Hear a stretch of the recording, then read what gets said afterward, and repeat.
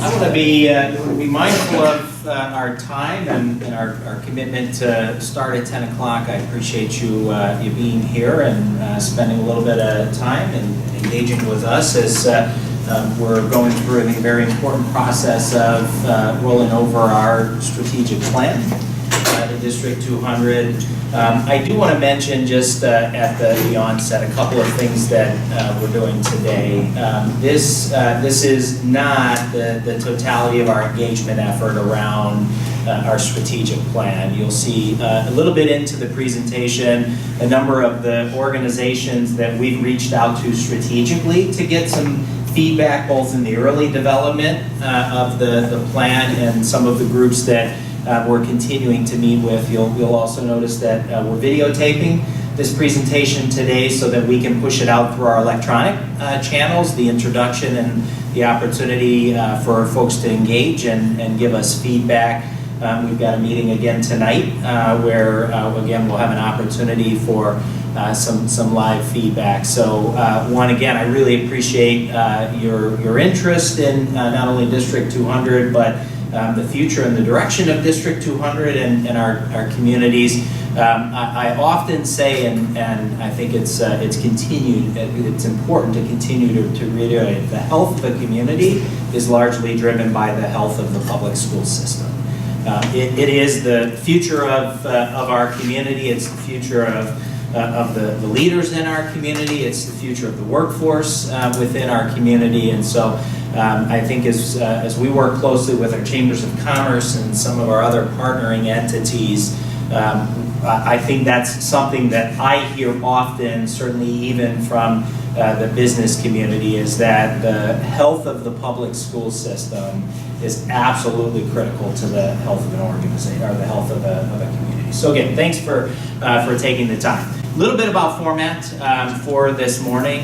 We're going to spend what I think will amount to probably about 15 to 20 minutes, giving you a little bit of background on the strategic plan, giving you a look at what the plan looks like right now. I do want to say again, just to establish kind of purpose of the feedback that we're looking for. Any document that you are looking at right now probably should have a huge draft watermark on it, because it really is. This is not done. We're not bringing this out to you to say, hey, this is the strategic plan and everything that's going to be on it. In total, we're meeting with and getting feedback from hundreds of individuals. Actually, it's probably approaching thousands of individuals with our schools and our internal community and our external community. And again, our challenge is going to be to take kind of all these little green sheets of paper that provide feedback and coalesce that feedback, as we ultimately present final recommended documents to the board at the very beginning of this summer.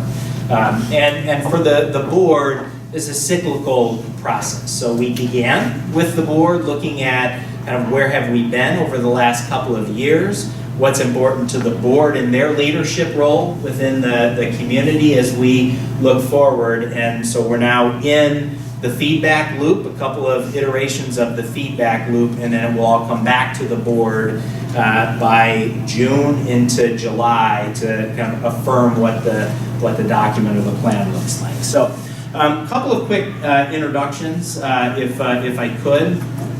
So I'm joined today by Danielle Moran. Danielle is the principal of Hawthorne Elementary School. Danielle and Jennifer Craig, who's the principal of Washington Elementary School, have been working on an internship this year, and so one of their internship projects has been kind of working with us on the development of this strategic plan. So Danielle is going to join me this morning and help with the presentation. Jennifer's going to join us this evening in our community session to help with that. I have to acknowledge Faith Dahlquist, who's our Assistant Superintendent for Educational Services.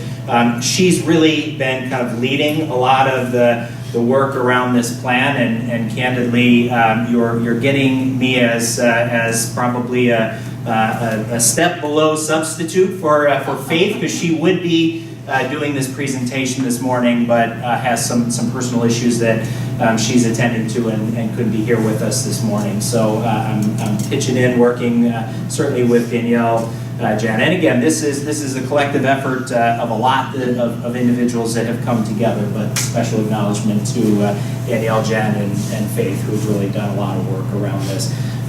Jim Broman is our president of our Board of Education. Again, he has heard this presentation several times between board meetings and kind of other opportunities. We've solicited feedback, but is here this morning to join us, along with Jenna Erickson, who's a member of the Board of Education, and Chris Crabtree, member of the Board of Education. So they're here this morning to listen.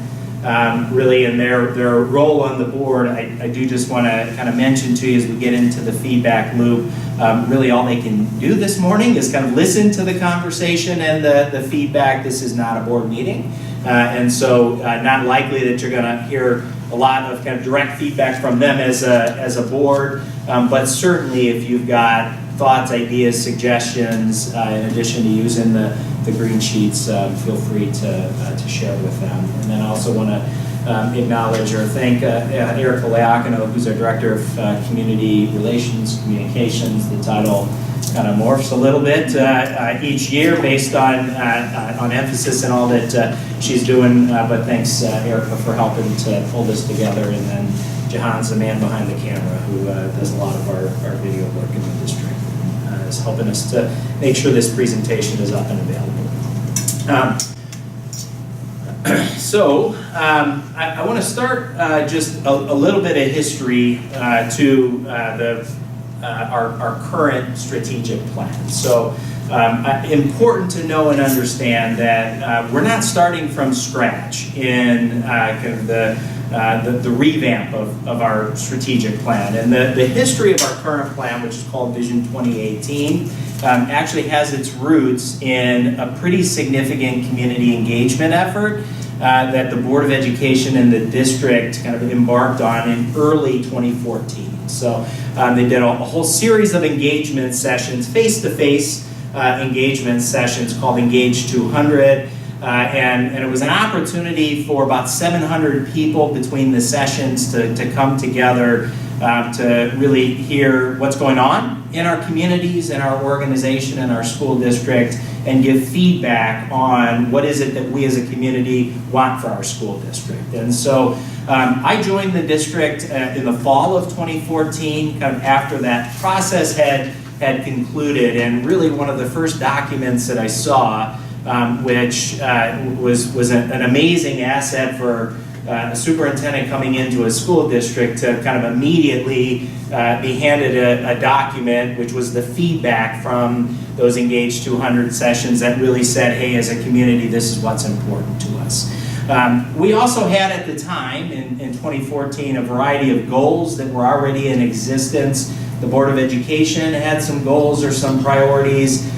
Through my contract joining the board as the superintendent, I was given a set of goals or priorities. All of our schools had their own kind of school improvement initiatives and efforts. And so really the challenge in 2014 was taking that feedback from the community, all of the goals that were already in existence, and kind of coalescing them into a document that really provided clarity and direction. So goals are a good thing for an organization, but if you have too many goals that are perhaps pointing in different directions, what you ultimately have is confusion rather than direction. And so really the initial challenge in the fall of 2014 was to pull all those feedback loops together and put down on a piece of paper here's the direction of the school district. So I see at all of the tables, I think you have a version of the Vision 2018 document.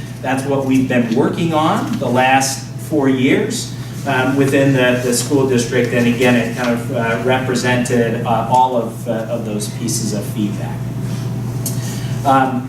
And I've given you the website link up here where you can find the existing strategic plan documents. And what I want to show you now, though, and you know, even as we were meeting with our Citizens Advisory Committee a couple of weeks ago and working through some of this same conversation, I found an opportunity to clarify that when we look at our strategic plan, so there's a plan on a page, that chart that's in front of you, that maps out some of the commitments that we've made to the community and the strategies that we're focusing on. But the strategic plan in its totality is really the combination of 3 documents that come together at the board level and represent this plan on the page.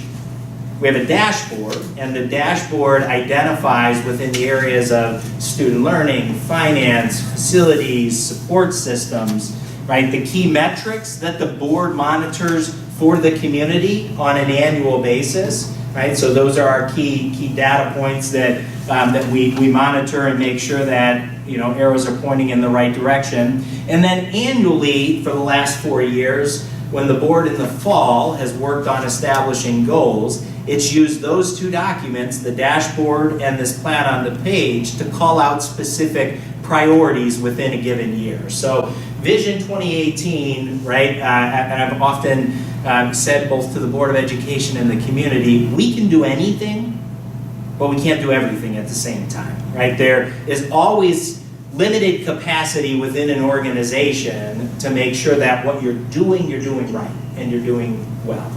Right, and so as we looked at this Vision 2018 chart, there was a recognition at the time that it was established in 2014 that we're going to have to call out priorities every year to make sure that we're giving due proper attention to each of those opportunities. And so every year, the board has adopted a set of goal plans, right, that go into greater detail around how do we do these things, right? How are we working on implementation of each of the items that are within that chart. So if you go to the website that I put up on our District 200 website under About D200, you can get to all of the Vision 2018 documents, or if you go underneath the Board of Education tab, you can get to the Vision 2018 documents. And each of those goal plans that we've called out and worked on over the 4 years are up there.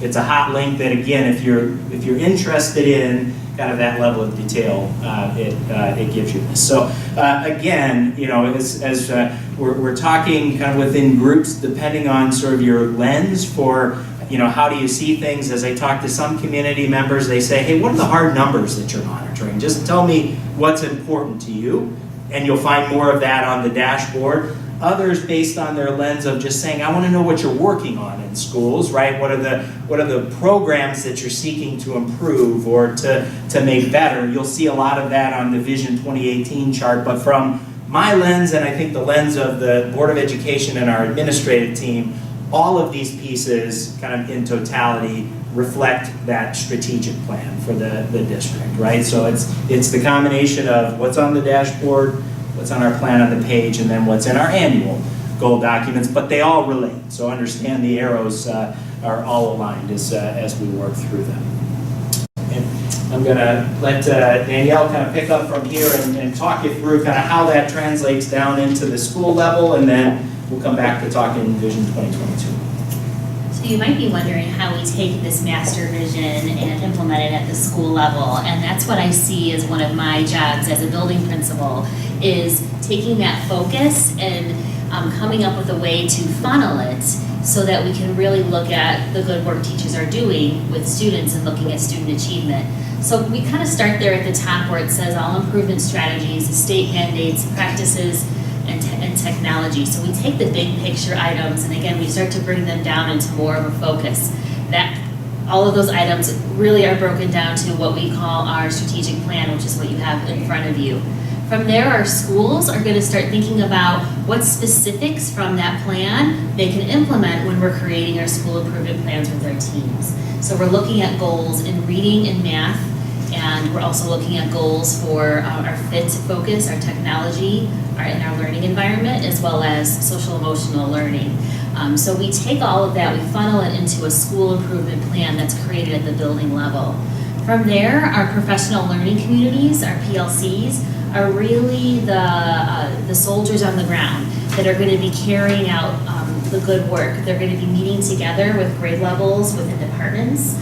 looking at our student achievement data and going through the professional learning community process. What that looks like is working together in teams and making sure that we're addressing the needs of all students. Those who need a challenge, those who have mastered the content and are ready to go on to the next level, as well as looking at those that might need some more intervention and some support. And again, all of that really funnels down into student learning, which is our ultimate goal at the building level. So inside a school improvement plan, we're really focusing on 2 columns in the Vision 2022. Those 2 columns are student learning and learning support systems.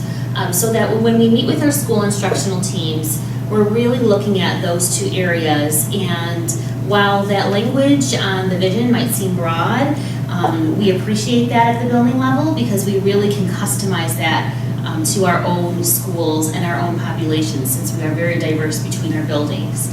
So from there, we create goals for reading and math, social emotional learning, and our learning environment. And you can find all of our school improvement plans on the district website as well as on our building websites. So you can kind of see what that looks like. We break it down into not just goals, but we also align it to our student achievement through our local assessments. And we create an action plan for each one of those goals and items in our school improvement plan. So those are really the 4 areas that our teams in our building and our PLCs are working on when we're creating plans for students. The other thing I wanted to mention is MTSS, which is, it stands for a multi-tiered systems of support, and that is the system we have in place in every building where we're addressing students' needs who are not making grade level standards. So we have a series of interventions that we can put into place in reading and math, and those interventions are provided by our specialists at the Tier 2 and Tier 3 level. So we do have a system in place at every building where we're ensuring every student is being looked at and their student achievement is being examined, and we're putting plans into place if they cannot reach those goals that we've set for them. And universal access is something that you'll see in this plan that is also a priority for us at the building level. We want to make sure that every student has access to a device and an internet connection outside of the school day. So our school district has worked very closely with middle school and high school administrators to already start looking at how we can recycle devices and loan them out to students who need that. So we have a process that we've been following to ensure that students who need devices are able to have them so that they can complete the work that they've started during the school day. We're looking at possibly bringing that down into the elementary level as well. Thank you, Danielle. And important to note as well, so as you think of that visual of the funnel, right? That's the process on how our organization works, right? There probably, to make that visual completely accurate, ought to be arrows that show that's a two-way street. So what I'm not trying to show in that funnel is that the district is absolutely directing every activity within a building. So our work within the strategic plan, again, there's a lot of two-way communication to make sure that we are helping to set vision and direction, but that we're cognizant of the needs of our building in doing that. So our buildings really help us in making sure, but that's process. So if any one of those pieces of the funnel kind of gets out of kilter, right? If the focus at the learning community level, that's our teachers, isn't aligned with the work of our buildings or the work of the district, then we don't get all the way down to that level of student learning, right? Where the real magic or the fruits of our labor ultimately happen. So important. So why do we do this, or why are we even taking the time to establish a strategic plan?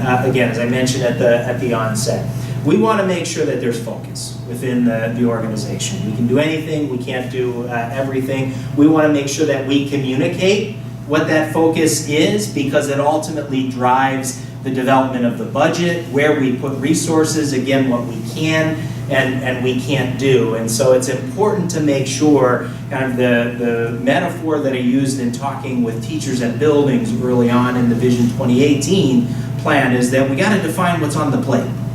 right? And if we're not clear what's on the plate, right, we don't have that alignment within the organization, but then we're prone to kind of the direction shifting over time and not really being able to see pieces through. And so, again, having the strategic plan helps us to align where our money needs to go, where your money needs to go, but also kind of what's in front of us. Separate from the Vision 2018 plan, again, at the board level, one of the things that the board maintains is what's called an active parking lot.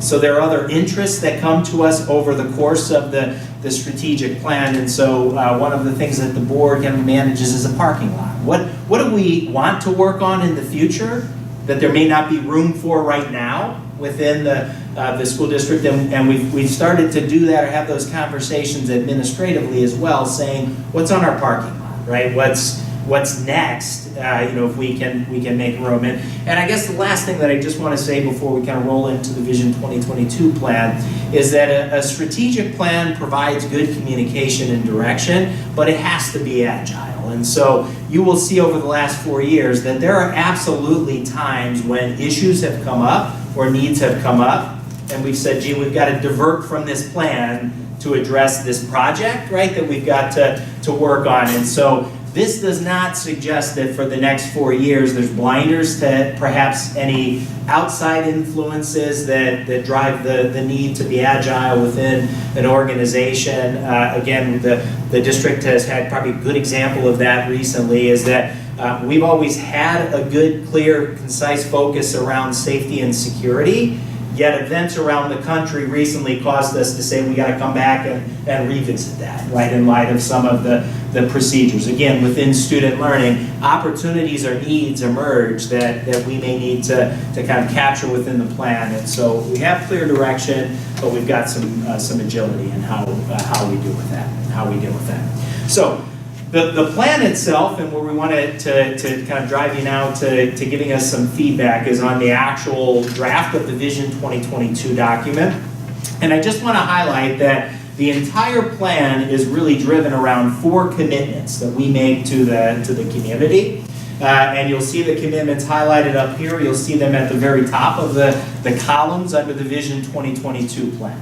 Right? That absolutely important we make sure we prepare our students for their future paths, right, by designing learning experiences that build academic, kind of social emotional problem solving skills. We need to make sure that we've got effective systems of support in place for our students.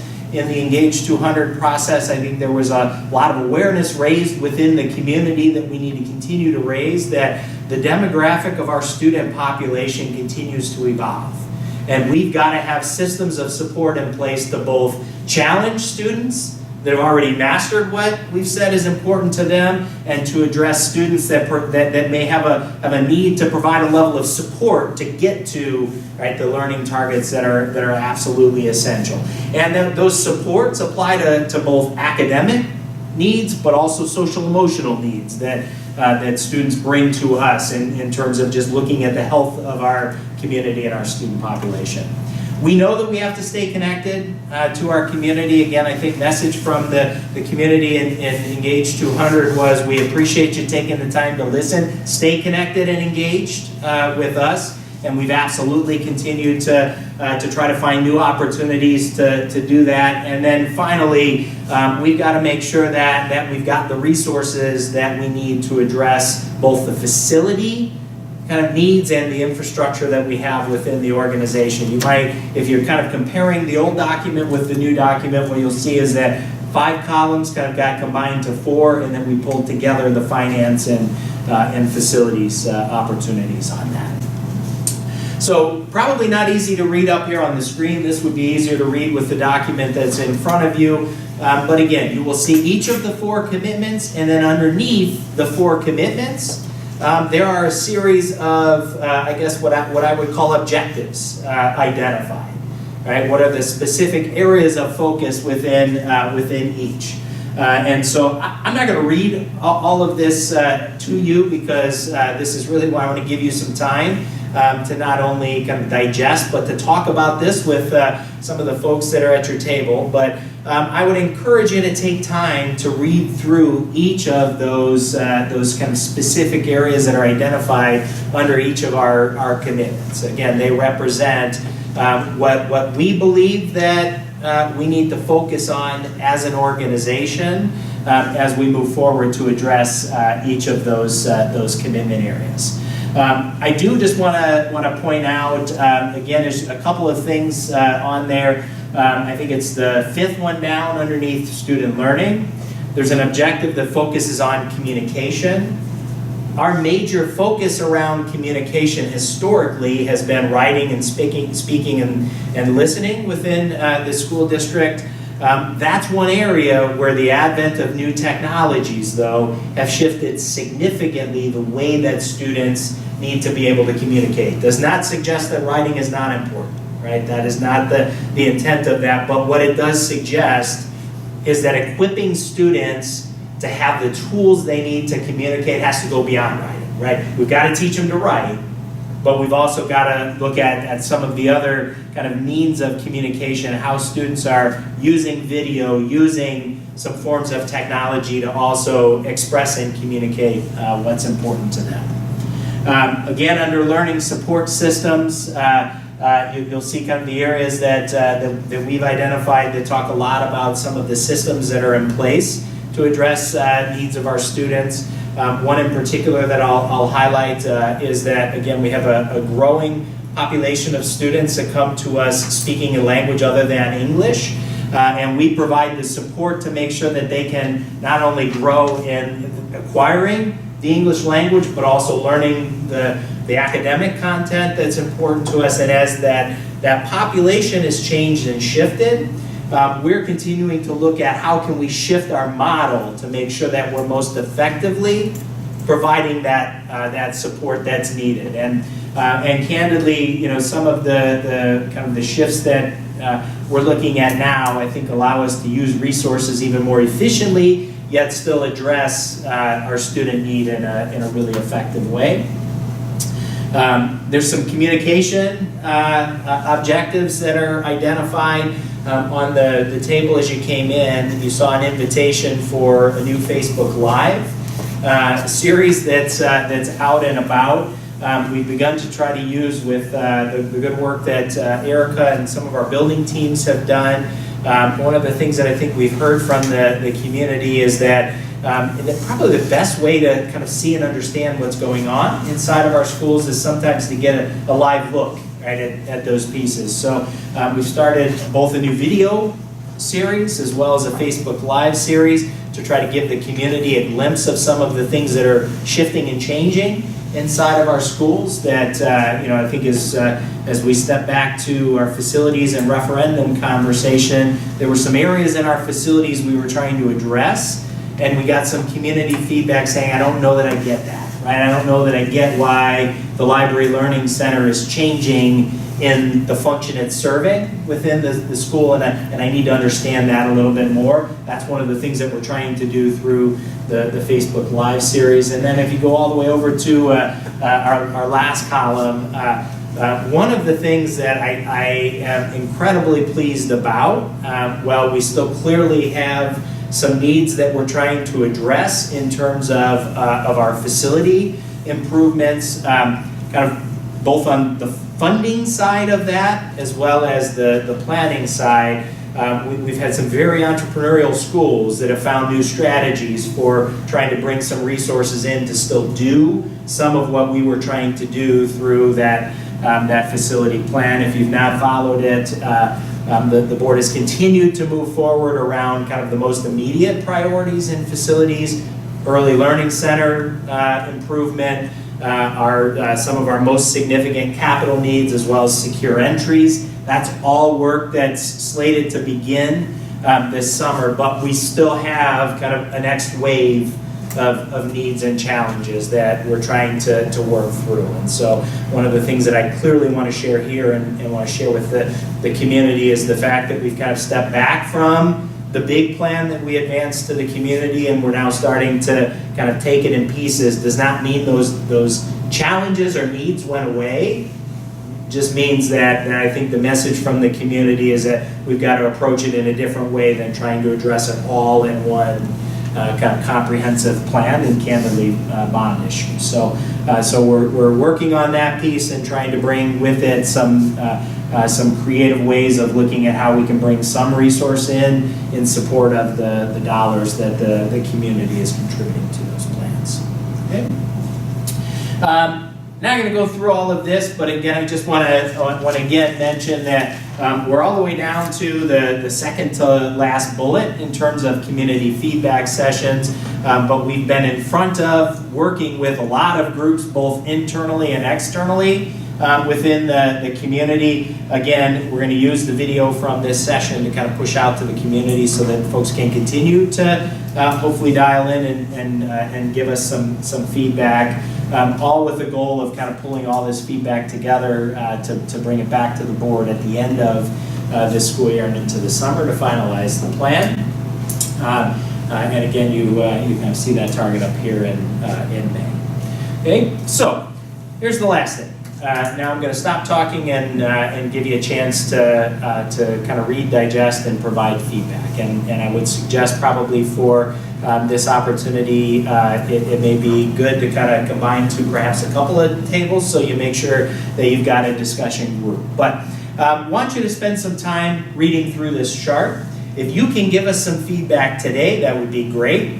If you're a person that wants to take this and kind of take it home and digest it a little bit more, ask any questions, you're welcome to do that. But you will find a green sheet of paper on your table that represents an opportunity to provide feedback, right? To either give us feedback on something you think is missing in the plan, perhaps something that's not entirely clear in the plan that the community may have a hard time kind of being able to digest or understand or may not be clear on that front, or candidly a question that you have. I think one of the real benefits of the Engage 200 process is that through talking about strategic plan, it also created an opportunity for the community or members of the community to just say, hey, here's something I have a question about. Not related to the strategic plan, but I'm wondering it, and that's a great dialogue for us with the community. So your questions can relate directly to that Vision 2022 plan,